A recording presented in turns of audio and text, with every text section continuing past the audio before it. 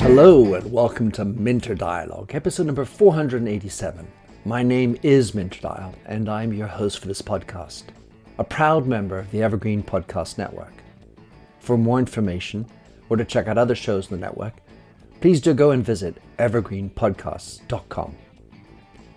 So this week's interview is with Rob Volpe. Rob's an empathy activist, chief catalyst and CEO of Ignite360, where he leads a team of insights, strategy and creative professionals, helping leading brands release untapped potential. He's a speaker and most recently, author of Tell Me More About That, Solving the Empathy Crisis One Conversation at a Time, published by PageTwo. In this chat with Rob, we look at his journey to becoming an empathy activist and specialist. Project THC, the state of empathy today, the art of asking good questions, and a number of other key insights and great action points from his new book. You'll find all the show notes on minterdial.com. And please, if you have a moment, do go and drop in a rating and review, and don't forget to subscribe, of course, to catch all the future episodes. Now for the show. Rob Volpe. So, Rob, another PageTwo author. I'm not sure how many Trina is responsible for of my guests, but boy, do I feel like PageTwo and we're in a vibe. And you are another proof of that. You are a fellow author, speaker, CEO, and an empathy activist, as I think I am as well. So it was with great pleasure that I wanted to have you on to talk about your new book. Tell me more about that, Solving the Empathy Crisis, One Conversation at a Time. Before we get into that, though, Rob, in a few words, who is Rob Volpe? Which side of Rob Volpe should be coming out on this recording? Well, hi, Minter. It's great to meet you, and thank you for having me. And yes, I love the network of PageTwo authors. So who is Rob Volpe? Rob is a cat dad, as you might be able to hear there in the background, a husband, a creative thinker, and somebody that is striving to make the world a better place, one conversation at a time. Love it. So let's start talking a little bit about Ignite360, because I was really interested in a couple of things. And the one that really jumped out at me was Project THC, which is the chemical inside of marijuana. Yes. We're to give context to everyone, we're an insights strategy and training firm. So Project THC fell within the insights and strategy part of our business. And what that means, insights and strategy, we do marketing research. We understand how people think and feel in order to help our clients understand what to do with it, to find inspiration and move forward. And I write about Project THC in the book. There's a chapter called Altering Perceptions. And the story around Project THC, my COO, Lisa Osborne, she was in Colorado doing some in-homes for another project. And a brand that's it's a food company, food brand.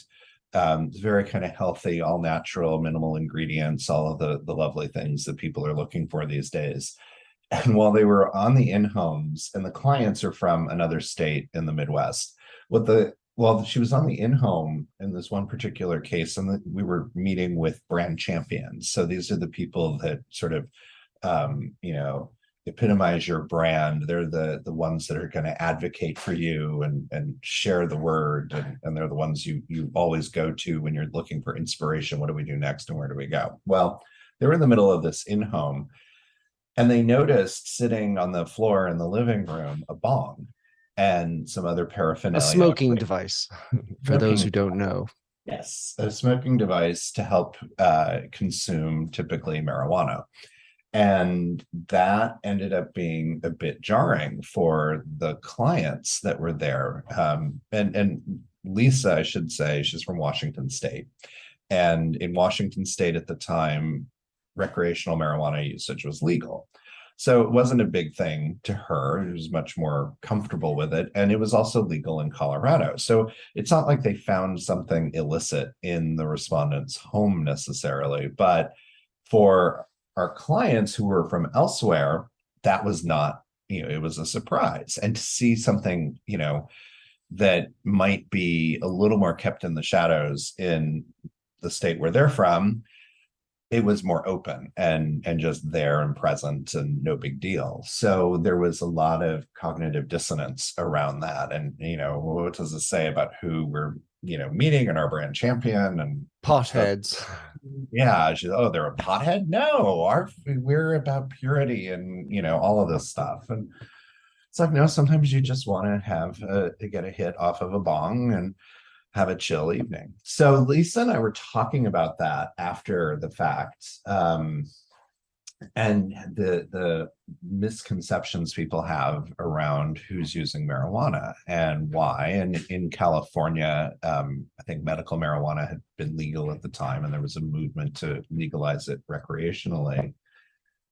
And we're always looking for, given the nature of the work that we do, confidentiality is really important. So you don't want to reveal, the client learning. And it makes it very hard to have pieces of work that you can share as an example. Oh, this is the caliber of work that we do.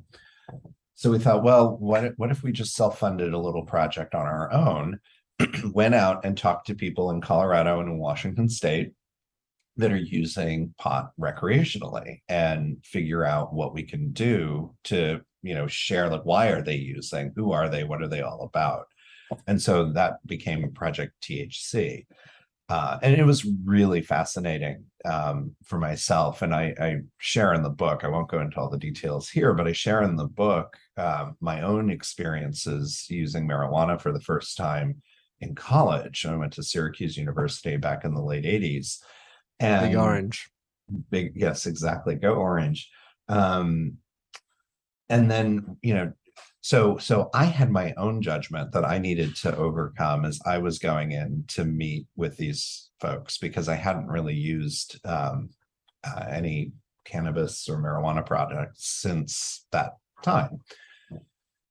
So anyhow, we did some in-homes, and it was just so fascinating, the stigma that people were facing around usage, but also how responsibly they were trying to use. And they likened it to, some people will come home and have a beer, a glass of wine, a drink after work. I come home and I'll take a hit, or I'll take something that just helps me unwind and transition from the one part of my day to the next. And it was so remarkable to me hearing that yeah, okay, I get this. It's not like they're getting so stoned that they're locked on the couch. It's not Pineapple Express or Fast Times at Ridgemont High. Or Wake and Bake. Or Wake and Bake. Yeah, no, this is like, I'm taking a toke, I'm chilling myself out. And so that changed my perception of it. And I share some of that in the book and the people had to say, but also just again, back to that stigma. I was so fascinated by how much judgment exists against people that are using recreational marijuana. Doctors that won't, one respondent told us about how her doctor wouldn't prescribe a medication to help her with her ADHD unless she got off the marijuana, but she was using the marijuana to help with her ADHD. Another one worked in the school system, and her doctor, she'd had, I think she'd had an injury and was having chronic pain. So as had been happening a lot here in the States, the doctor was prescribing opioids. It's not that she was addicted or in that space. She was using a carefully controlled amount, but she was like, she felt worse when she was on the opioids than when she was using marijuana. Yet because of her being in the school and all that, like, her doctor wouldn't prescribe her marijuana, wanted her on the opioids instead. And she was like, it's really kind of crazy to think that it's okay for me to be on opioids in the classroom versus to, have taken a cannabis product to help manage that pain. It's really it's yeah, the ignorance and the judgment, I think, and the stigma then that community still faces is pretty vast. So yeah, so we did that project. We put a little report. There's a video, short video sample that we put together that's on our website that people can view if they'd like. But around, who's getting high and why. Well, we're certainly going to, Rob, talk about these issue of judgment in a bit. But what you're talking about reminds me of the Danish film Druk, where the bunch of teachers start drinking because they feel that by drinking they become better teachers. They're relaxed and they're more engaged, more in one case funnier, and so that anyway, that all doesn't go well in the end. But Right. it's a great film if I can recommend it. But so Rob, one of the things I was intrigued about when I started read your book was you ended about what you said in the subtitle about having one conversation at a time. And I was wondering what was the journey that got you to the title of the book, and more specifically to using this idea of having one conversation at a time.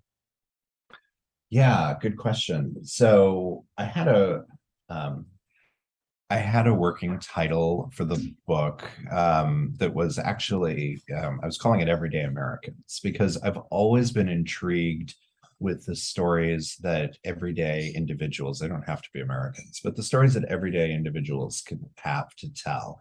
You don't need to be an influencer or a celebrity or personality to have something really fascinating and to um, have a story that is, I think we all have stories that are worth hearing and being heard, and we have to take the time to actually do that. So as I was going through the whole process with PageTwo, we knew going in that Everyday Americans wasn't going to work because they were like, well, no one in Europe's going to want to read a book about Americans and nor will Canadians. And the PageTwo team is Canadian. So I trust their judgment on that. And then one day, shortly after that we got started, it just popped into my head like a common phrase that we're taught in moderating when you're having conversations with people, if you want to hear more from them, but keep it very open and let them explore, it's just to simply say, tell me more about that. Tell me more about that orange juice you've got in your refrigerator. Tell me more about what it felt like to skydive. And it's very open. The person you're talking with can take things in many directions. And so I learned the power of that when I was getting trained to moderate. And so I thought, well, that actually is what this book is all about. And you're trying to build empathy. You need to understand, you need to listen, you need to hear. So I suggested that stuck. And then giving credit where credit's due, the PageTwo team kind of came up with the subtitle. We talked a lot about the fact that there's this empathy crisis and that we need to do this, but they zeroed in on this idea of one conversation at a time. And so they had suggested that subtitle, but it really resonated with me because ultimately that's what you need to do, is to have empathy and connect with people. And it is one person at a time. You can talk to a few individuals and get a sense of what it might be like to be a gun owner, for example, or to be a user of recreational marijuana. But you have to do that one conversation at a time. You have to connect with everybody. And that's just become a mantra for me. And as I think about it, it's reaching people one conversation at a time. There are times when, through this conversation, I am reaching many, but there are other times. I was at a dinner last night with one individual and we were having one conversation about empathy and the role of empathy in storytelling. So yeah, it's one conversation at a time. And I, try to embrace that as much as I can. Yeah, it brings up this idea of the empathy muscle and practicing it in that moment with that person. And in your book, you talk about when you go to the NRA convention or whatever it was. I can just imagine how that was a different type of moment, my being someone who doesn't, where my bias would be against gun owning, as most Europeans would be. But that was yet another example in the book that sort of made me think about what is it that I have biases on and the judgments. So I really want to get into that. So the empathy crisis, right? Why? You talk about the University of Michigan study, which I'm familiar with, and lots of people talk about the empathy gap, and it's not happening. And yet, and certainly for having observed it, your book amongst them, many new articles, publications, research about the value of empathy, and yet it just ain't happening. What do you think is actually stopping it from? Yet we understand about it.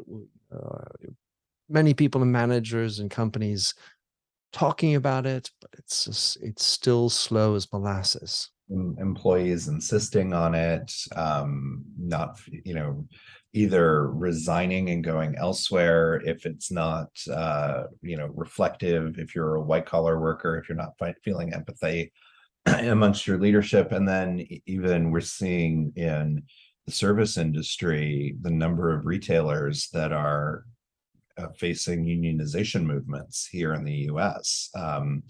And as I look at it, I've written a thought piece for Entrepreneur magazine that should be coming out in the next few weeks, looking at that and what I call the great unionization. And really at its core is the idea that, if you read the interviews with the people that are doing the organizing and for the unions at Starbucks, at Apple, at Chipotle, at Trader Joe's, at some really, brands that I think we hold up as, oh, these wonderful brands, at least, for people on the left, or generally they have some cachet, and they've generally been known as decent or good places to work. But now, and I mean, Starbucks was a leader in benefits and things they were offering their employees. But when you read those interviews with the folks that work there, what they're really looking for, and I think this is where management has missed the point. They're looking, they don't want to leave their jobs. They love where they're working. They're very happy with that, but they're also needing to make, it's that idea of the living wage. And the living wage isn't just about your hourly wage, or what your salary might be, or the income that you're getting. It's that tallying it up. So you can pay me $20 an hour, but if you only give me, 20 hours a week, that's not enough to pay my bills and live my life. So therefore, they're forced to take a second job or a third job in some cases.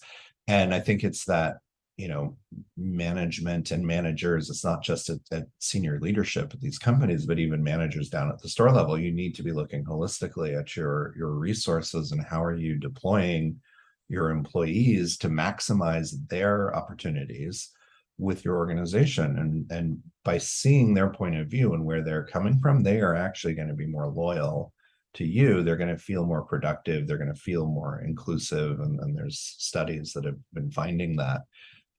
That's out there. So yeah, there's this big problem with this lack of empathy. There's a lot of things that have led us to this point, but we, and it takes work. It's not easy to just automatically have empathy, particularly when you are in a situation where there's more of an extreme gap. So you mentioned gun control, and talking to somebody that's a gun owner, that can be the bigger difference in point of view and position. So it can be harder to kind of close that gap. So that means you have to work at it. And we're in an age of quick, rapid fire communication. And so again, it's a choice that people are making on how they show up on Twitter, on Instagram, Facebook, TikTok, all of them, and how they're choosing to respond. And so much of the time, what you read just feels like knee-jerk reaction to stuff rather than really carefully thinking through the nuance of a position or why something might be the case. And not everybody is capable of doing that level of critical thinking or want to do that level of critical thinking, all the time. It can be exhausting, but you need to choose how you're going to show up, and what is the world that you want to live in and create. And so if you aren't happy with the way things are, you feel like, hey, regardless of the side of the political aisle that you're on, and there are plenty of people on the right as well as on the left that are not happy with the way things have been going, the way that we interact with each other. It's up to all of us to do differently, to do better, and to have the courage to make that change and be empathetic, and doing it one conversation at a time. So I was just listening, Rob, as I'm hoping I'm good at now, just thinking about the empathy story, because somehow it as a manager, the role is you have to be empathic with your employees. That seems to be the one-way traffic. There is very little traffic saying you as an employee need to be empathic with your employer. Right.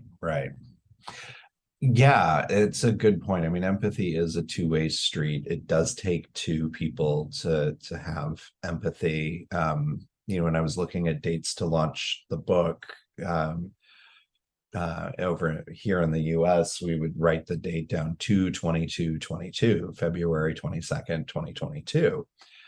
And I loved all the twos. And, I was looking at this over about a year in advance. I loved all the twos and the symbolism of that around having two people to have empathy. And that it's true in that conversation. And, with the employer to employee, yes, you do need to try to see their point of view, see where they're coming from. There's a power dynamic that's involved when it's in an employer relationship. So hopefully the employer, the manager is, empathy is about being on the same level, like seeing somebody's perspective as almost an equal. I would question, can you see the point of view of a corporation, or is it the individual that you're connecting with? I think you can try to understand a business decision that you may not agree with and where they were coming from, but it's really about the individual or individuals involved and what's motivating that behavior, what's behind that, in order to, that would have led them to the decisions that they were making.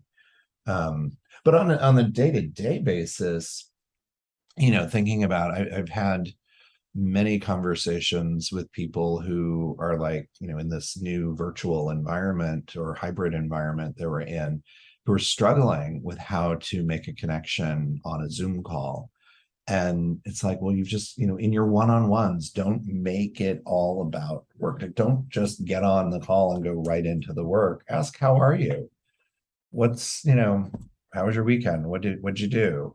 Have those human conversations that are ultimately so much more interesting than the work kind of at hand, and use that time to connect and try to build empathy with each other as people. Because then, you'll get through all the work stuff, but you're at least coming at it from a better place where you're feeling you're supporting one another. Hello, I'm Paul Brandis, host of the new Evergreen podcast called West Wing Reports. Each Friday, I'll recap the week's highlights from the White House, Capitol Hill, Pentagon, and elsewhere. I'll feature the news affecting you, your money, your job, your life, reported fairly and accurately, as well as interviews with some of Washington's most intriguing people. Subscribe wherever you listen to podcasts. That was one of the things I wanted to ask you about, Rob, because you talk about face-to-face and how connection is so much stronger when you're face-to-face. And another guest on my show, Heather Monahan, she talks about you can't say no. It's much harder to say no to someone face-to-face than it is on a telephone call or on a Zoom where you just click the, close, fuck off button. And yet we're all so much more faced with the issues of distance communications and the desires for remote and bad cultures and face-to-face and all that, which lead people to want to stay at home and not deal with the ambiance at work.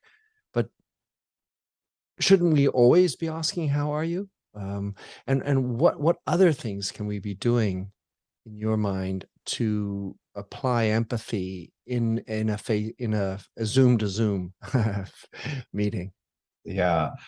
So, I mean, there's definitely the small talk, but you've got to be listening to the other person. You've got to be paying attention to.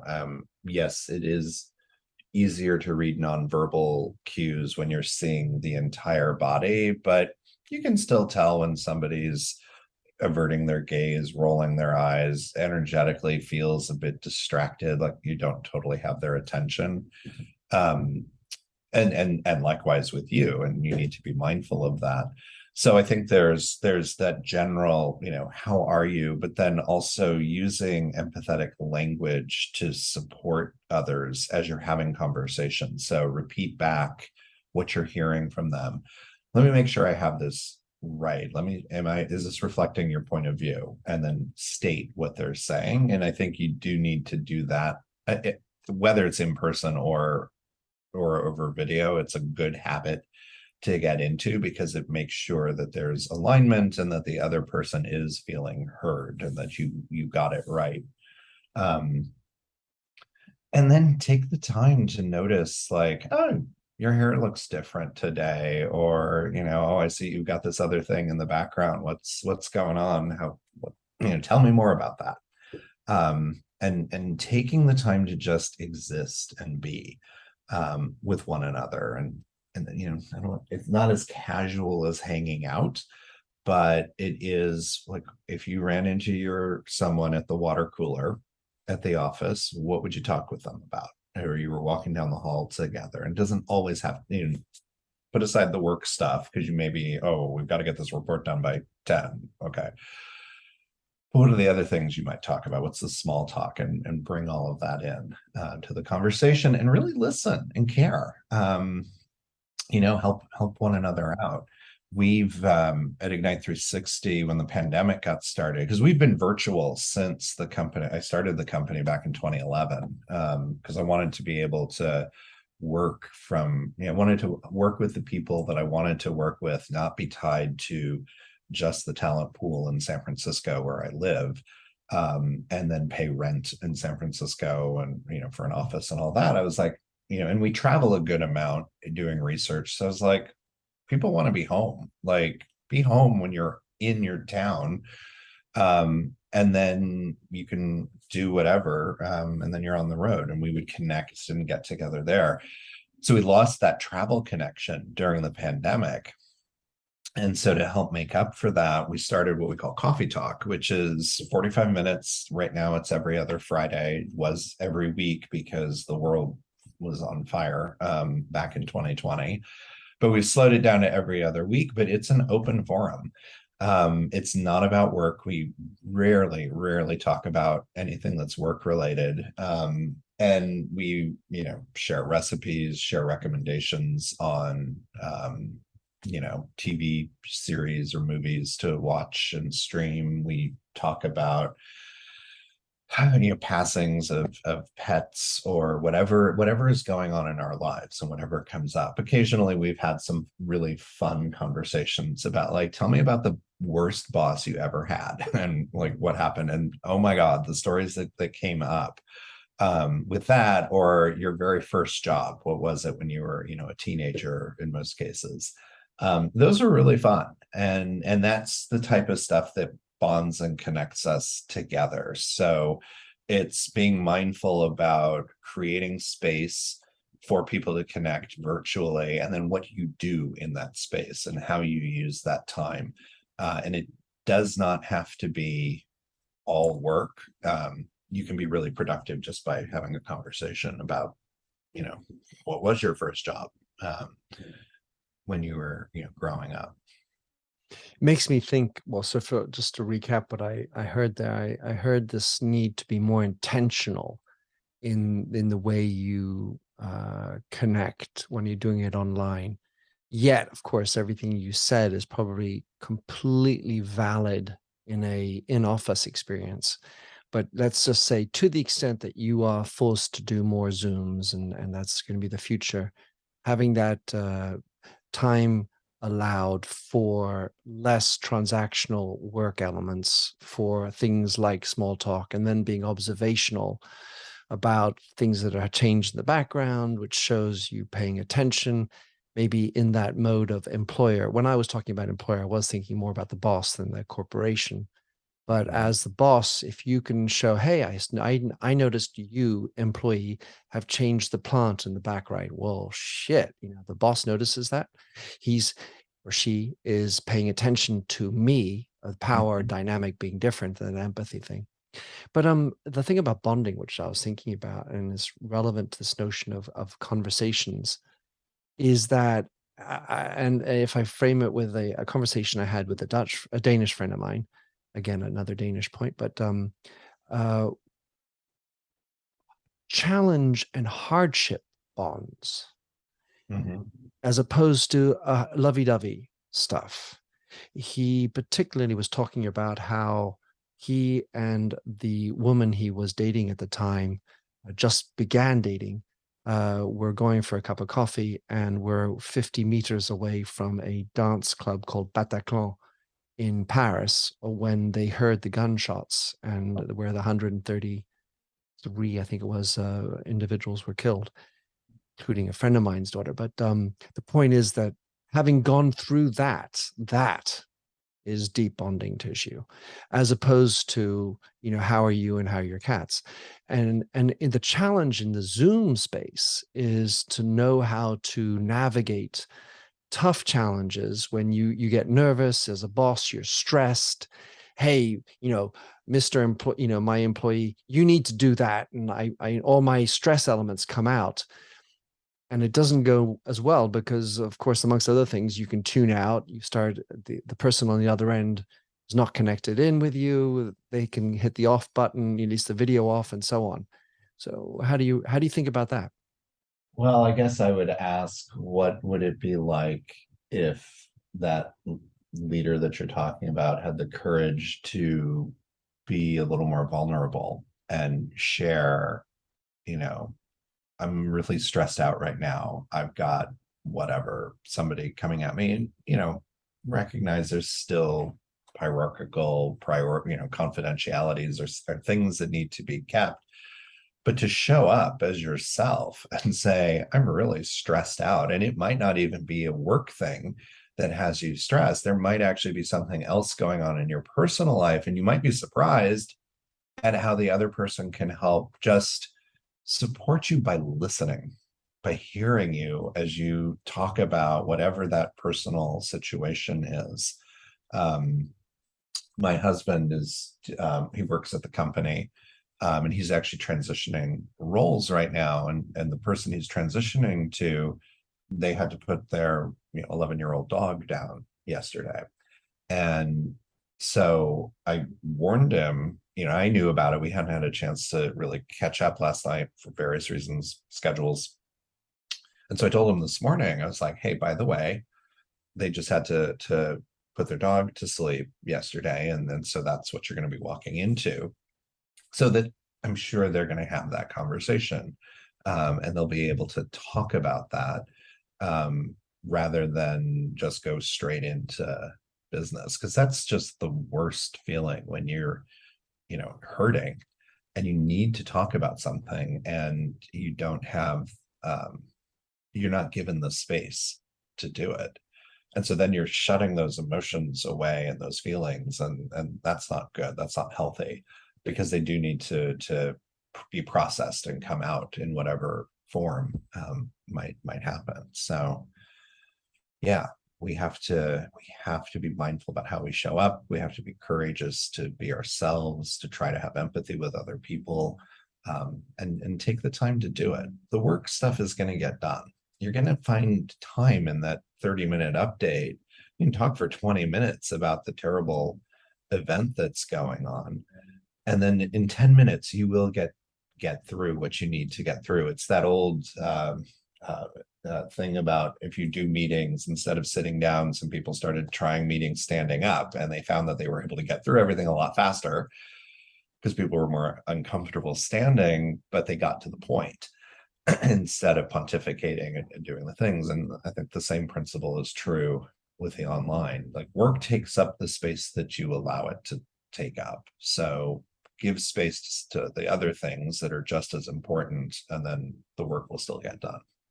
Or in doing that, you show vulnerability, you show imperfection, and you gain engagement.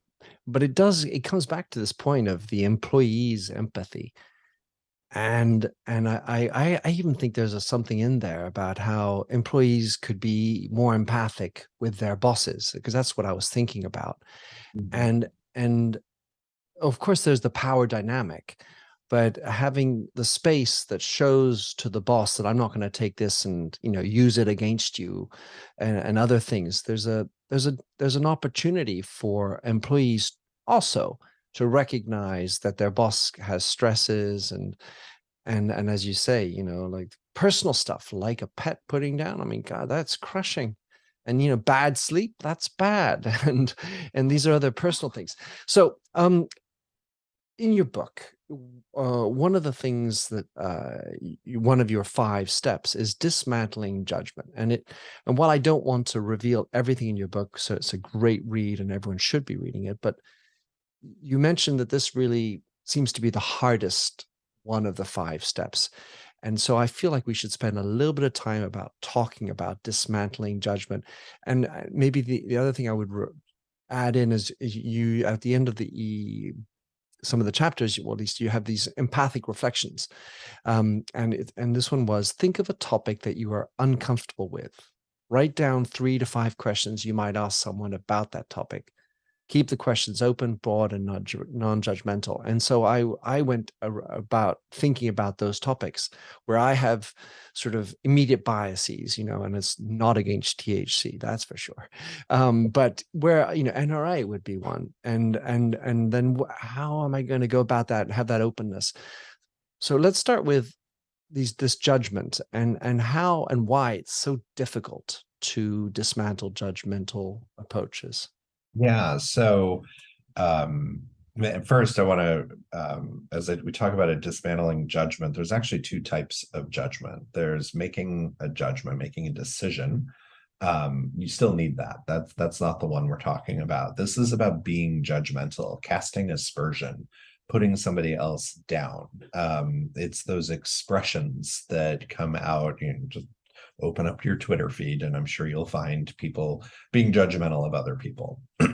That's what we need to put aside. And it isn't just about these big, broad statements that somebody might make on Twitter, just putting it out into the Twitter sphere, but looking at how it shows up in the workplace. So what are the biases, the stereotypes that you have against other people? And it's easier in research or in marketing because we have everybody has a consumer.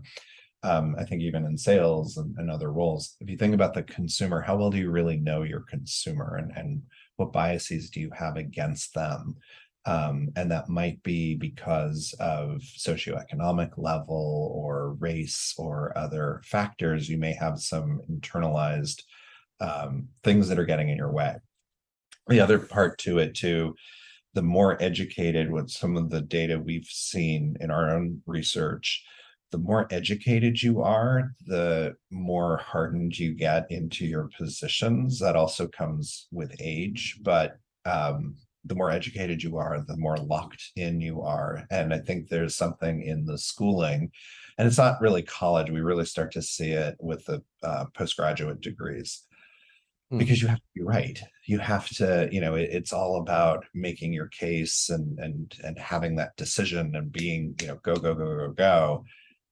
It's encouraging people to ultimately be judgmental. They're not stepping back and really considering everything. So it gets in people's way. And we've seen it over and over again working with corporate America as we do. We have various empathy training programs that we run.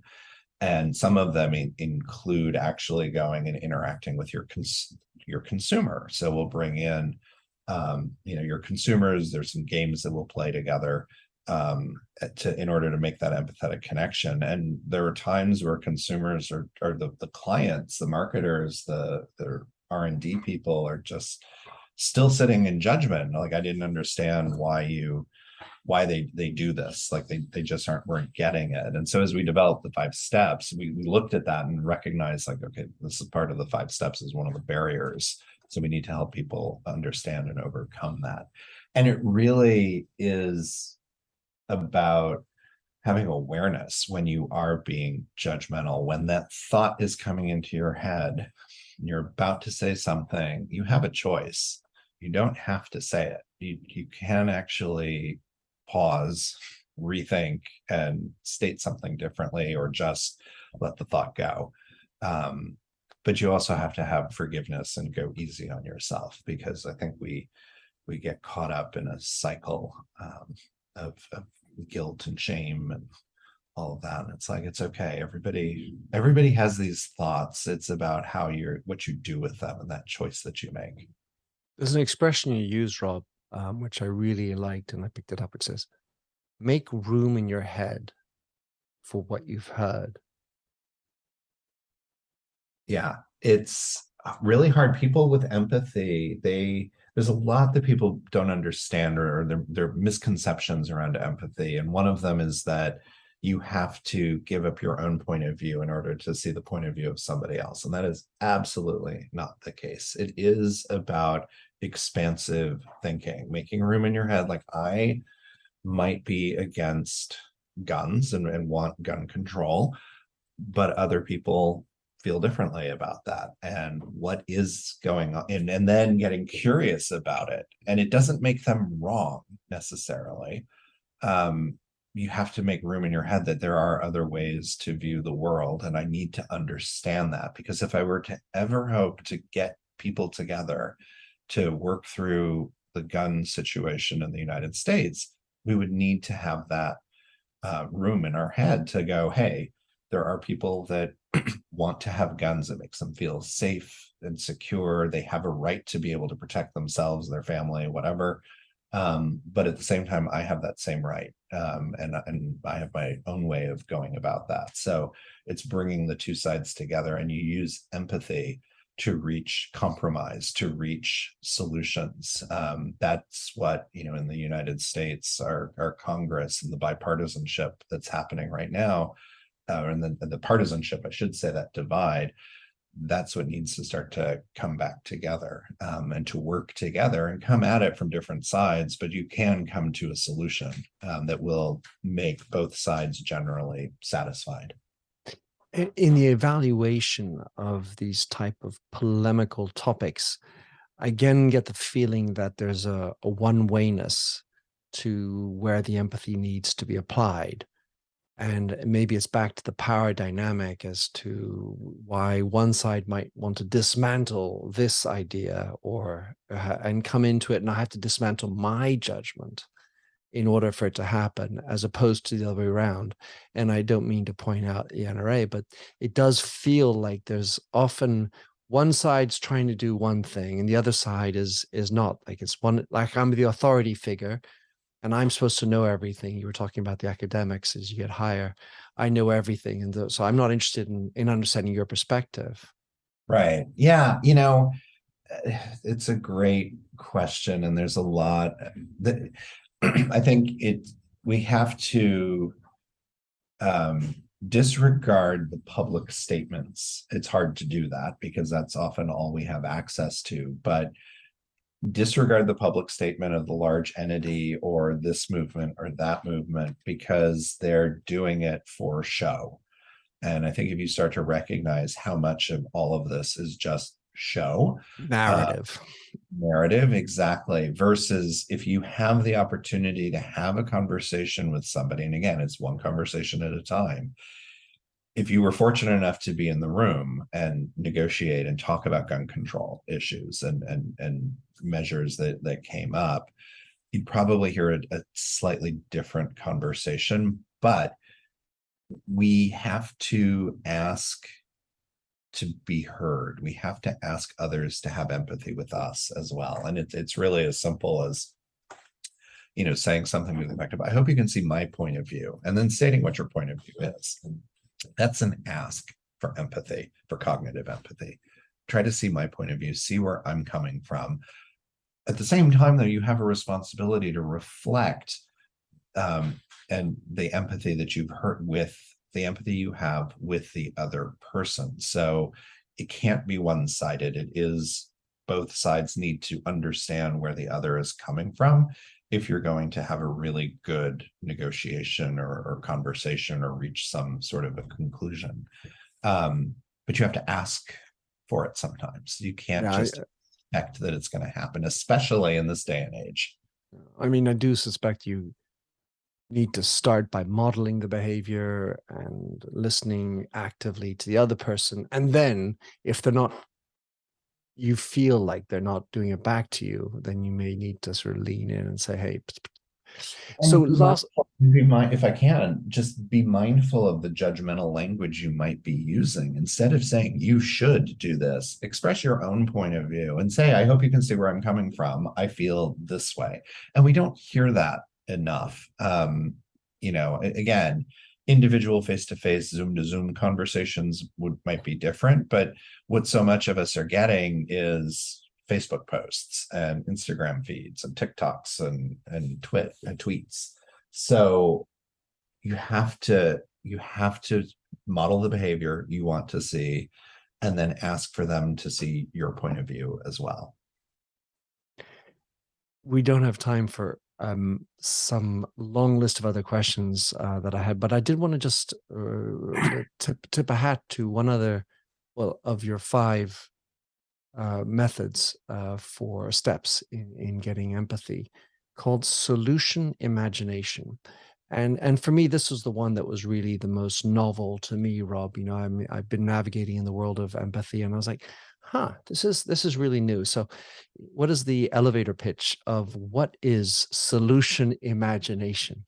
Solution imagination is, it's at that point you've gotten rid of your barriers, you've heard what somebody else is having to say. Solution imagination is when you are using that empathy, what you've heard, in order to further the conversation or further the engagement, the interaction.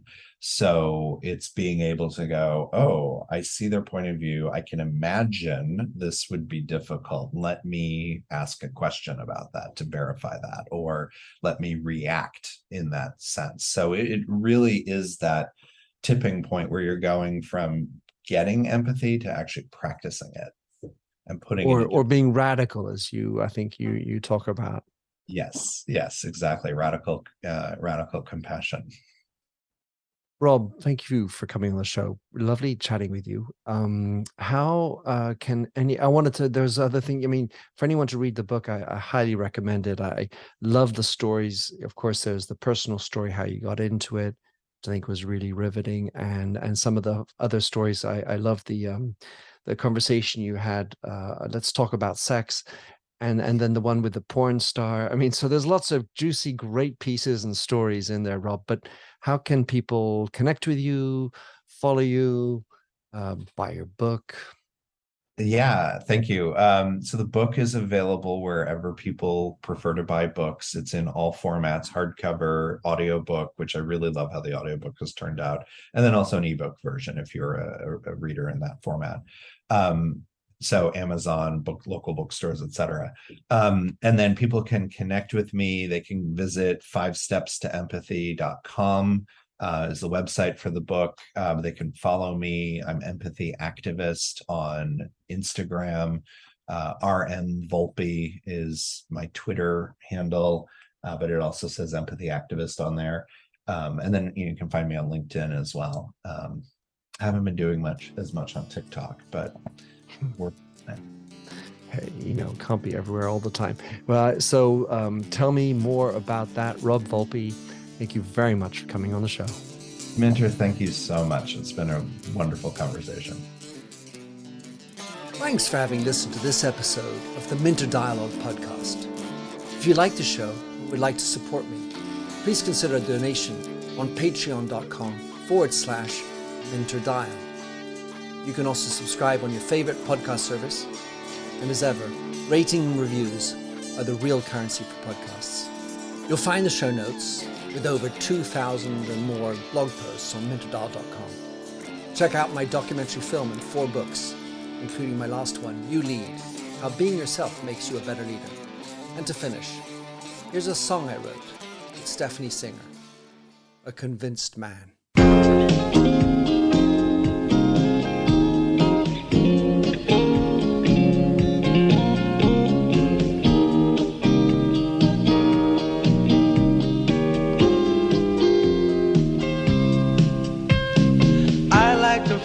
A stranger tucked around me, precipitating the danger to feel free. Trust is the reason, still I won't toe the line.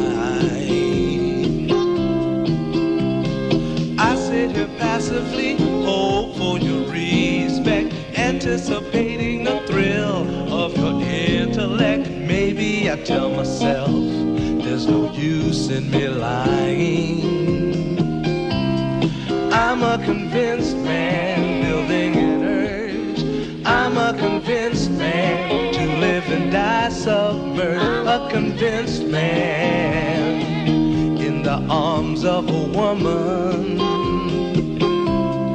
I'm a convinced man, challenge my fate.